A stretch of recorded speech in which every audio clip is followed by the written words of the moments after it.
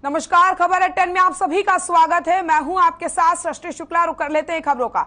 हरियाणा में एक दिन में कोरोना के 596 नए केस सामने आए। वहीं प्रदेश में कोरोना के चलते एक भी मौत नहीं हुई और 326 लोगों ने कोरोना को मात दी है, जिसके बाद कोरोना का जो रिकवरी रेट है वो 98.74% पहुंच गया है।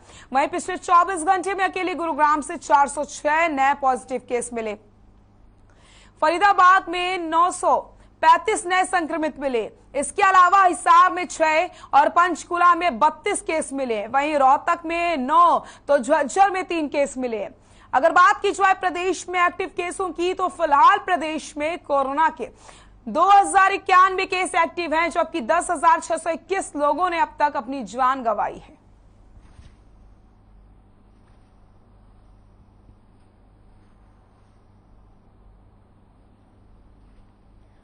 तो 326 लोग कोरोना से रिकवर हुए हैं।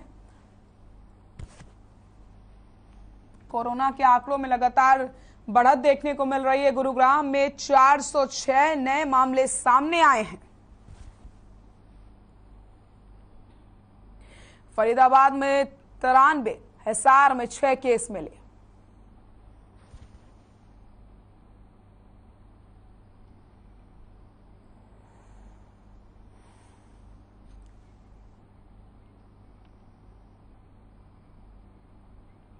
देश के कई राज्यों में मौसम का मिजाज बदला है और तेज हवा के साथ बारिश हुई है, जिसके चलते लोगों को भीषण गर्मी से राहत मिल गई है। वहीं अंबाला में भी बारिश होने से मौसम खुशनुमा हो गया है। बारिश से जहां लोगों को गर्मी से राहत मिली, तो वहीं बारिश होने से किसानों के चेहरे भी खिल उठे, क्योंकि 15 जून से धान की रुपाई शुरू हो गई है और धान की फसल के लिए ये बारिश काफी ज्यादा फायदेमंद होती है।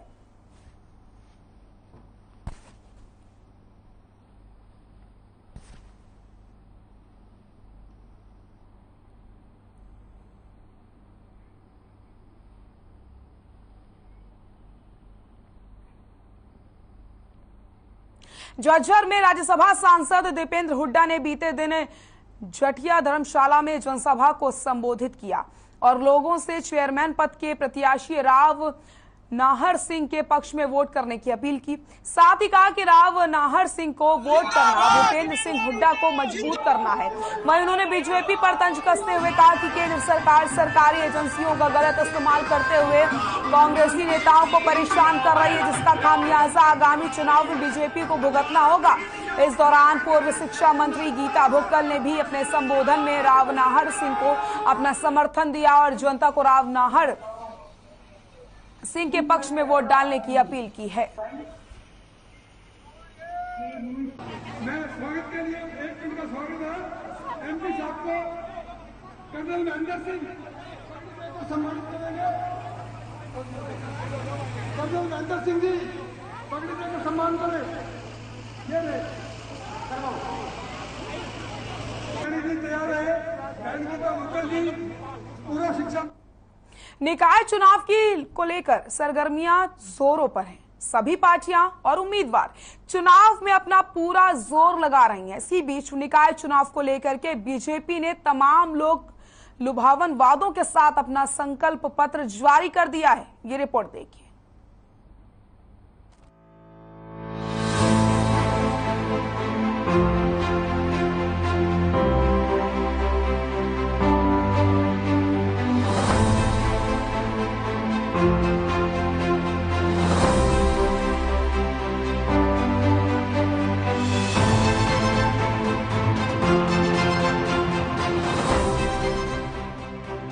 हरियाणा के 46 शहरों में निकाय चुनावों का ऐलान हो गया है।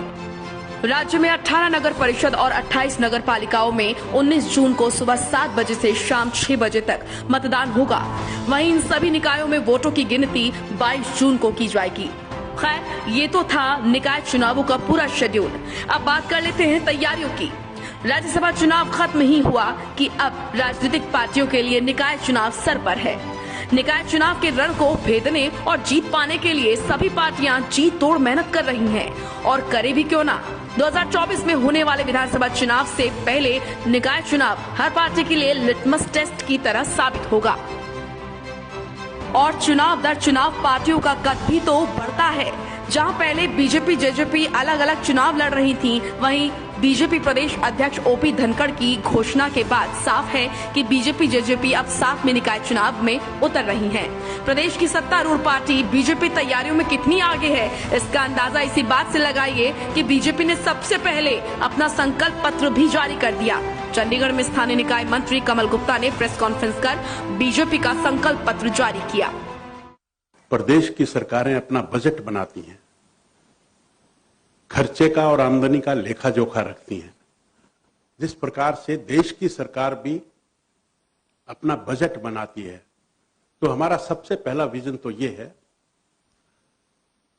कि हमारे प्रांत में जो लोकल बॉडी की सरकार है, जो तीसरे लेवल की सरकार है, वो भी सक्षम हो अपनी आमदनी का, अपने खर्चे का लेखे जोखा रखे वो। चलिए आप नजर डालते हैं उन मुद्दों पर जिन पर बीजेपी चुनाव लड़ेगी। बीजेपी का संकल्प पत्र, सभी क्षेत्रों में लगेगी एलईडी और सोलर लाइट्स।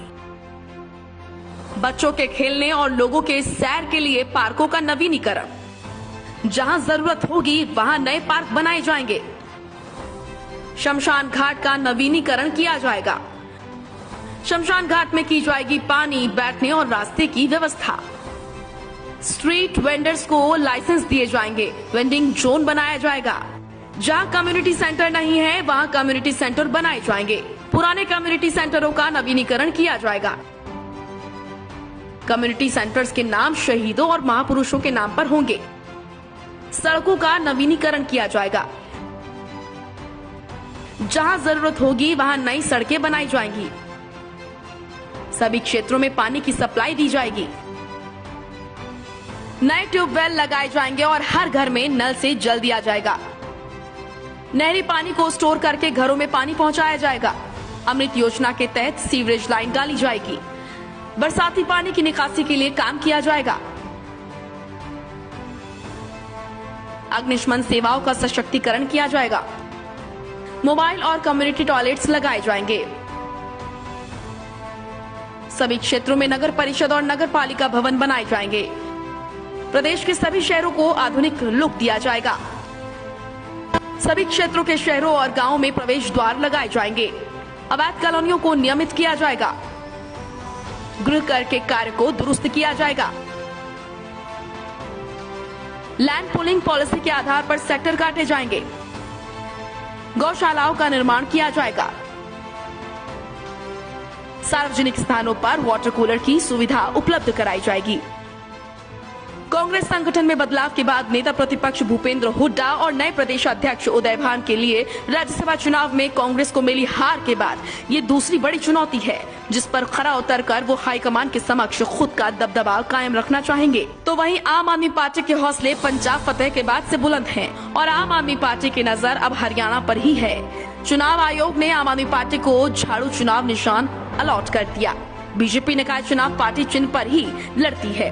कांग्रेस ने चिन्ह पर अभी तक चुनाव नहीं लड़े उम्मीदवारों को बड़े नेताओं का समर्थन रहता है। जेजेपी का बीजेपी के साथ गठबंधन है, इसलिए दोनों दल आपस में सीटें बांटकर ही चुनाव दंगल में उतरेंगे।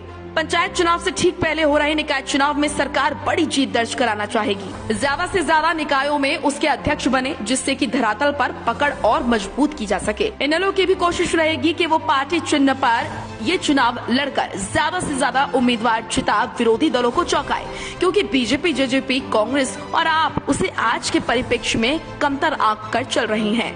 कांग्रेस लाख दावे कर ले, लेकिन गुटबाजी उसमें अब भी कम नहीं है, जो कि राज्यसभा चुनाव में साफ हो गया। ऐसे में निकाय चुनाव में विरोधियों से पार पाना उसके लिए आसान नहीं होगा। तैयारियां तो सभी पार्टियां कर रही हैं, लेकिन किसकी तैयारियां रंग लाती हैं, ये तो वक्त ही बताएगा। ब्यूरो रिपोर्ट, हर खबर। सीएम मनोहर लाल दिल्ली दौरे पर रहे, जहां उन्होंने हरियाणा भवन में प्रेस कॉन्फ्रेंस करके केंद्र सरकार और पीएम मोदी की ओर से शुरू की गई अग्निपथ योजना की तारीफ की और कहा कि ये योजना बहुत अच्छी है। इस योजना से युवाओं को देश की रक्षा के लिए काम करने का मौका मिलेगा। हरियाणा सरकार बाकी 75% युवाओं को सरकारी नौकरी में प्राथमिकता देगी। इसके अलावा सीएम ने दिल्ली को मिल रहे पानी पर भी बयान दिया और सीएम ने कहा कि दिल्ली को उनके हिस्से का पानी मिल रहा है। साथ ही सीएम ने कुलदीप बिश्नोई और राहुल गांधी से ईडी की पूछताछ को लेकर के भी बयान दिया है।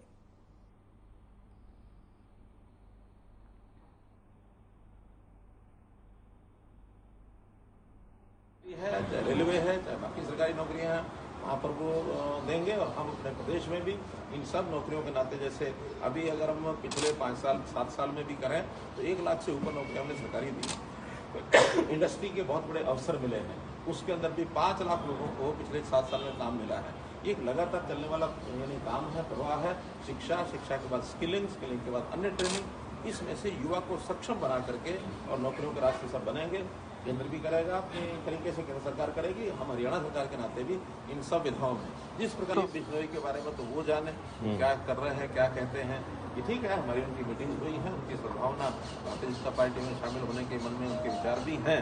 वो कब ज्वाइन करते हैं, कब नहीं करते, उनका करेंगे। नहीं, मेरी ऐसी कोई इस समय कोई मुलाकात की कोई योजना ऐसी नहीं है। जब भी करना चाहेंगे स्वागत है। एजेएल का मुद्दा आज का नहीं है, ये बहुत पुराना मुद्दा है और पुराने मुद्दे में इन लोगों ने पैसे का दुरुपयोग किया है। दुरुपयोग करके एजेएल को सहायता की है। सरकारी धन का पैसा और किसी एक पार्टी के या एजेएल के काम आए, ये कभी भी होता नहीं है। इन्होंने उसका दुरुपयोग किया है। अब ईडी देखेगी कि उसका मिसयूज हुआ है, नहीं हुआ है। हर एक एजेंसी को अपने तौर पर जांच करने का अधिकार है, वो जांच करेंगे। जांच करने के बाद दोषी पाए जाएंगे कि नहीं पाए जाएंगे, ईडी फैसला। लेकिन प्रदर्शन को रोकने का जो तरीका है सर, उस पे सवाल उठ रहे हैं कि सांसद भी सड़कों पे हैं और जो धक्का मुक्की सी माहौल बना हुआ है या एचईसी के आसपास। ये कांग्रेस को पूछना चाहिए, नहीं क्यों कर रहे हैं। वेस्ट होता है, वेस्ट ना हो। ट्रीटमेंट के प्रोजेक्ट लगाएं ताकि दोबारा से रीयूज पानी का हो, तो जो पानी उनका शेयर है उसका वो ठीक से कर सकें। फिर भी हमने उनको आश्वासन दिया है, हमारी भारतीय जनता पार्टी की टीम भी मिली थी कि हम जितना पानी स्पेयर कर सकेंगे। कुछ दिन की बात है, 8-10 दिन की, जब तक वर्षा नहीं होती। इन 8-10 दिनों के लिए जितना हम स्पेयर कर पाएंगे। पहले भी उनको हमने कुछ पानी अतिरिक्त दिया है, जो पानी हिस्से का बनता है। उस दिन जिससे उसकी बात हुई थी, उनको थोड़ा पानी हमने उपलब्ध कराया भी था।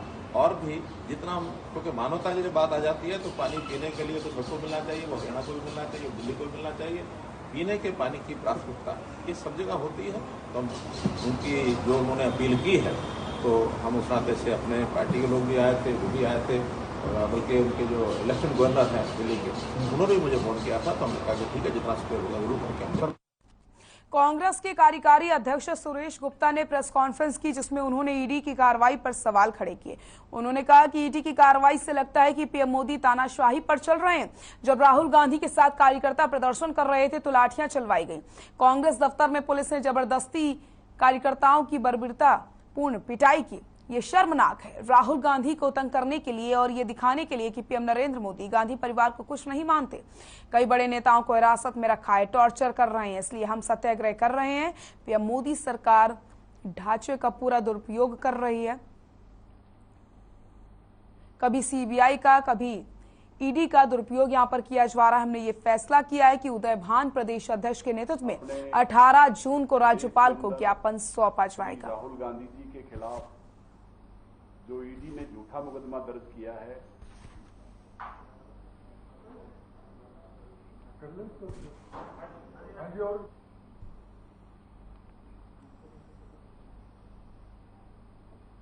आज हरियाणा प्रदेश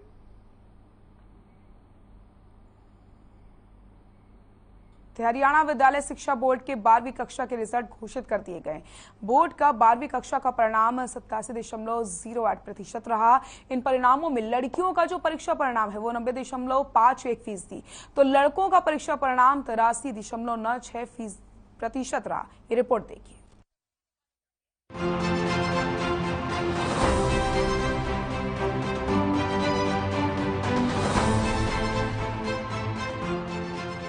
हरियाणा बोर्ड के 12वीं के नतीजे घोषित हो गए हैं। 12वीं के रिजल्ट में प्रदेश की छोरियों का जलवा देखने को मिला है।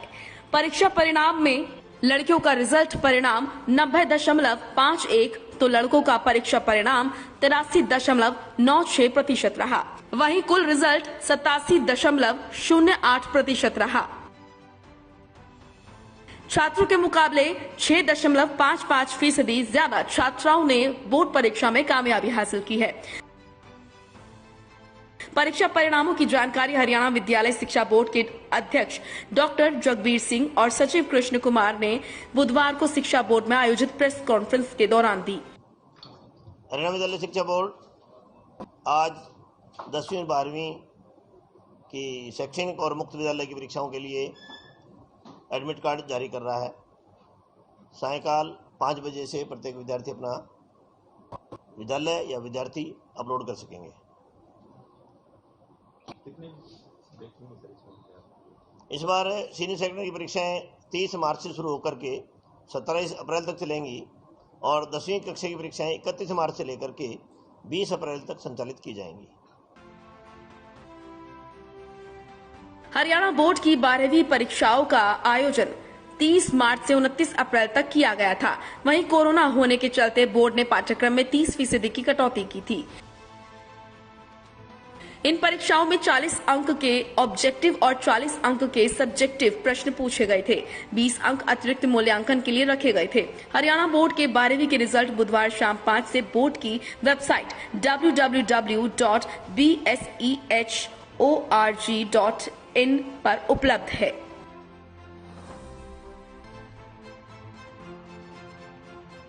बारहवीं परीक्षा में 2,45,685 परीक्षार्थियों ने परीक्षा दी थी, जिनमें से 2,13,949 उत्तीर्ण हुए और 23,604 परीक्षार्थियों की कंपार्टमेंट आई है।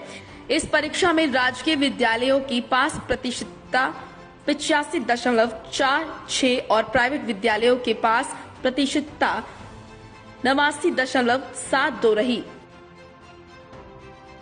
रोहतक के निंदाना के काजल प्रदेश भर में 500 में से 498 अंक प्राप्त कर प्रथम, नरवाला की मुस्कान और पेहोवा की साक्षी दोनों छात्राओं ने 496 अंक प्राप्त कर द्वितीय स्थान प्राप्त किया। नारनौद हिसार की छात्रा श्रुति और काम्बी पलवल की पूनम ने संयुक्त रूप से 495 अंक हासिल कर तीसरा स्थान प्राप्त किया है। मेरा अभी बहुत अच्छा रिजल्ट आया है, मैं बहुत खुश भी हूँ और रिजल्ट टाइम पे भी आ गया। हम बहुत टाइम से रिजल्ट का इंतजार कर रहे थे। आगे हम अब रिजल्ट आ गए तो अब DU में एडमिशन लेंगे और आगे मैं एयर होस्टेस बनना चाहती हूँ। रिजल्ट बहुत अच्छा आया है, मुझे विश्वास नहीं हो रहा और इसके पीछे मेरे पेरेंट्स का बहुत बड़ा योगदान है और रिजल्ट टाइम पे आ चुका है और मैं बहुत खुश हूँ। 12वीं के रिजल्ट आने के बाद बोर्ड के हरियाणा विद्यालय शिक्षा बोर्ड के अध्यक्ष जगबीर मलिक ने हर खबर से भी बातचीत की और इस दौरान उन्होंने कहा कि पिछले 6 सालों से वो बोर्ड के अध्यक्ष हैं और हर साल परीक्षा में छात्राएं ही बाजी मारती हैं। इसके साथ ही उन्होंने ये भी बताया कि जिन छात्रों के कंपार्टमेंट आई है वो अगले साल मार्च में परीक्षा देकर पास हो सकते हैं। ब्यूरो रिपोर्ट, हर खबर। हरियाणा शिक्षा बोर्ड ने बुधवार दोपहर 12वीं की परीक्षा के नतीजे जारी किया। इस बार भी बोर्ड की परीक्षाओं में लड़कियों ने बाजी मारी है। पिहोवा की साक्षी ने 12वीं कक्षा में परचम लहराते हुए दिखा दिया है कि बेटियां किसी से कम नहीं होती। कॉमर्स की छात्रा साक्षी प्रदेश में 496 अंक के साथ दूसरे स्थान पर रही।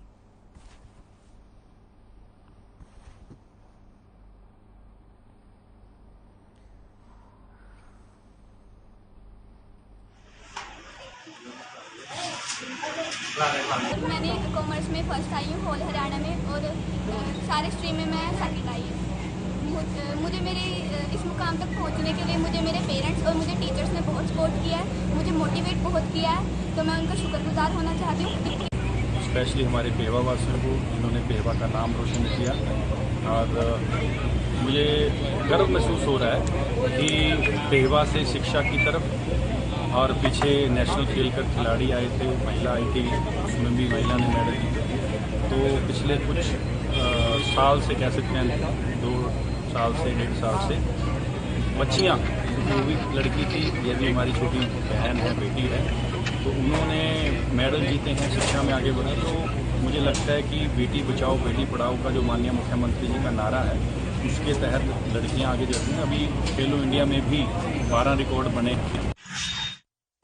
तो वहीं नारनौद की छात्रा श्रुति लाठर ने 12वीं में पूरे प्रदेश में तीसरा स्थान हासिल करके इतिहास रचने का काम कर दिया है। पूरे क्षेत्र में खुशी का माहौल है। वहीं स्कूल में छात्राओं ने मिठाई खिलाकर एक दूसरे को बधाई दी। पूरे प्रदेश में तीसरा स्थान प्राप्त करके पूरे जिले का नाम रोशन किया है। साधारण परिवार में जन्मी श्रुति ने शहरी क्षेत्रों के छात्रों को पटकनी देते हुए 495 अंक हासिल किए। साथ ही ये भी साबित कर दिया है कि ग्रामीण अंचल के छात्रों में प्रतिभा की कोई कमी नहीं है। छात्रा श्रुति ने कहा कि उसको पूरा विश्वास था कि वो टॉप 3 में अपना स्थान बनाएगी। इसके लिए वो लगातार पढ़ाई पर फोकस करके हर विषय को बारीकी से समझ रही थी। स्कूल के अलावा हर रोज घर पर 6 से 7 घंटे तक पढ़ाई करती थी।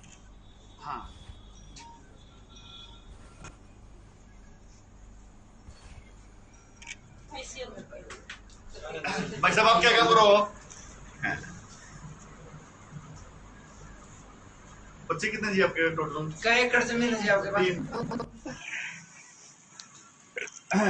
पढ़ाई में लगातार और हर रोज जैसे जो टीचर काम देते थे वो डेली करना, और फैमिली का भी पूरा सपोर्ट रहा, टीचर्स का भी पूरा रहा।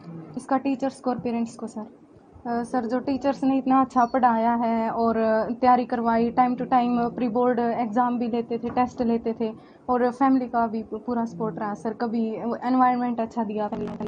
सभी बच्चे अच्छी तरह से पोजीशन लेवा, खूब पढ़ाई में मन लगावा जी। हमारी बेटी जिस तरह गांव का माहौल था फिर भी उसके बावजूद भी पढ़ाई में खूब मन लगा कर पढ़ा कर दीजिए।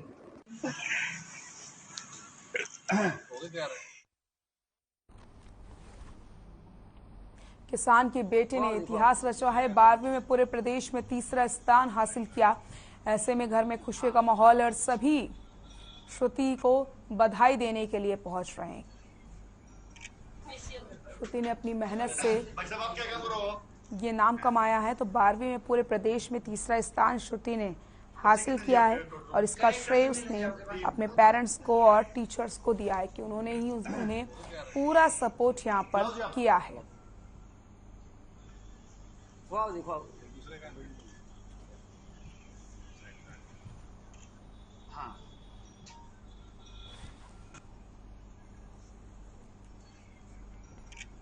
जींद से इस वक्त की बड़ी खबर आपको बता देते हैं, जहां पर ऑक्सीजन की कमी के चलते नवजात की मौत हो गई है। बड़ी खबर आपको हम बता रहे हैं यहां पर जींद से इस वक्त की बड़ी खबर। ऑक्सीजन की कमी से मासूम की मौत। जींद से बड़ी खबर। रोहतक पीजीआई ले जाते समय एम्बुलेंस में खत्म हुई ऑक्सीजन। समय पर ऑक्सीजन नहीं मिलने से बच्चे की मौत हो गई है। परिजनों ने अस्पताल पर आरोप लगाए हैं। आपको बताते चले ऑक्सीजन की कमी के चलते मासूम की मौत हो गई है। जींद से बड़ी खबर। समय पर ऑक्सीजन न मिलने से बच्चे की हुई मौत। परिजनों ने अस्पताल पर लगाए आरोप। डॉक्टरों ने एम्बुलेंस में साथ में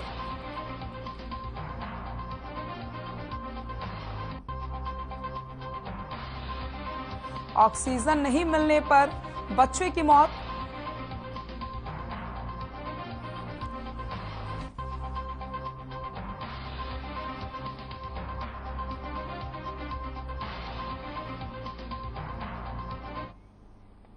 मेरा पानी मेरी विरासत योजना को हरियाणा सरकार प्रोत्साहन कर रही है। इस योजना के माध्यम से किसान 50% या उससे अधिक हिस्से पर धान की जगह मक्का, कपास, बाजरा, दलहन की फसल उगाएं तो किसान को 7,000 प्रति एकड़ प्रोत्साहन राशि दी जाएगी। डीडीए गिरीश नागपाल ने स्कीम के बारे में जानकारी देते हुए बताया कि हरियाणा सरकार वर्तमान सीजन में धान के स्थान पर अन्य वैकल्पिक फसलों की बुवाई करने वाले किसानों को 7,000 रुपए प्रति एकड़ प्रोत्साहन धनराशि दी जाएगी। मुख्यमंत्री मनोहर लाल ने जल संरक्षण को बढ़ावा देने के लिए प्रदेश के किसानों से अपील की। इस योजना के जरिए किसानों को फसल विविधीकरण अपनाने के लिए प्रेरित किया गया है।